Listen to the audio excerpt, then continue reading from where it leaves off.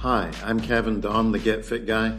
I'm here to share my accumulated decade of knowledge in the strength and conditioning industry with you to help you to become the best version of yourself whilst cutting through the hype and biases. This week I received an email from one of my listeners, and since this is actually a fairly common question, I thought it would be a great opportunity to address it here on the show. The email reads as follows. Yes, I know diet is the main thing, but I'm looking for fun new exercises that will help my love handles and belly. I already do all of the regular things, but I need to mix it up. Any thoughts on the efficacy of weighted hula hoops or anything else that's different and helps those areas? Okay, so there are a few things to dig into here, so sit back, buckle up, and get ready for some facts.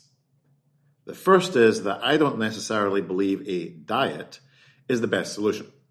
A quick search in the Macmillan Dictionary tells me that one of the meanings of diet, and certainly the one that applies here, is a limited amount of food that someone eats because they're trying to become thinner.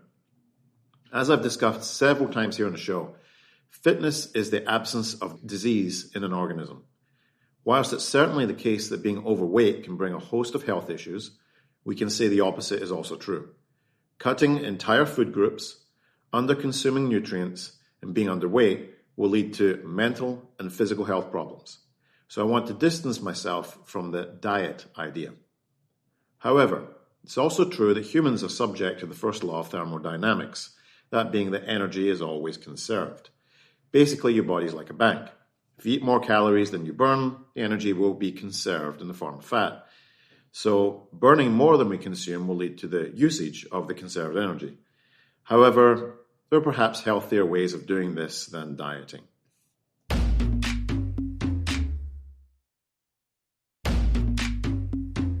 Firstly, we could look at increasing NEAT.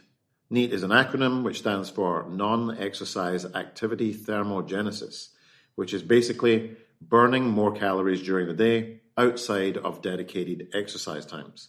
We can do this by increasing our lean muscle mass, but we can also increase NEAT by doing things like parking further from the front door of the office or grocery store and getting in some extra steps.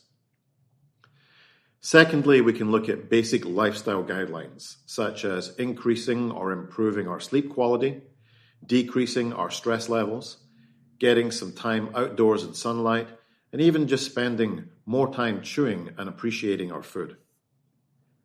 The next part of the email is that the listener wants to reduce belly fat and love handles. Now, the bad news is you can't just pick a part of your body that you want to lose fat on. Sadly, it's a process that affects our whole body, and oftentimes we find that the areas that we gain weight first are the ones where we lose the weight last. We have to just be patient and respect the same process for fat loss as we do for muscle gain. It's slow, it's progressive, and frankly, it can be a bit boring. This brings me to the point where our listener says, I need to mix it up. Now, I've spoken on the show before about the SAID principle of specific adaptations.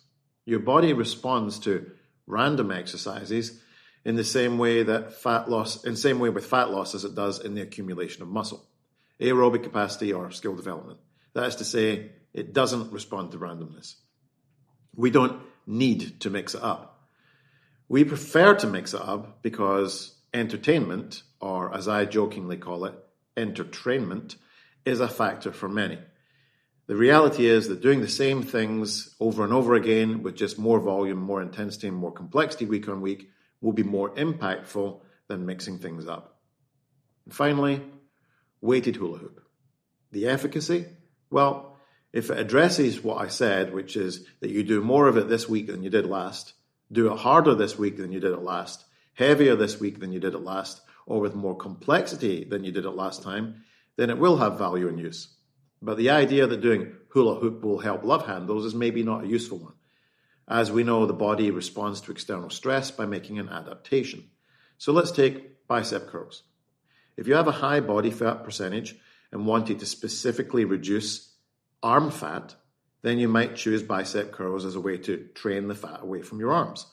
But in reality, the bicep will respond to training by increasing in size. You won't burn off any localized fat, and now your arms will actually look bigger. In terms of hula hoop, we're going to find a bunch of different muscle groups being involved. When you extend your hips, there will be glutes.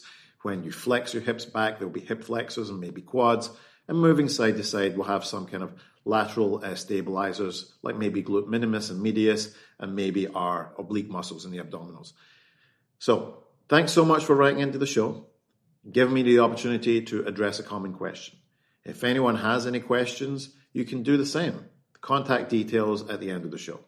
So, to summarize, we have learned that any exercise may be a great way to increase overall activity and NEAT. However, that doesn't mean that you can target fat loss on a specific area.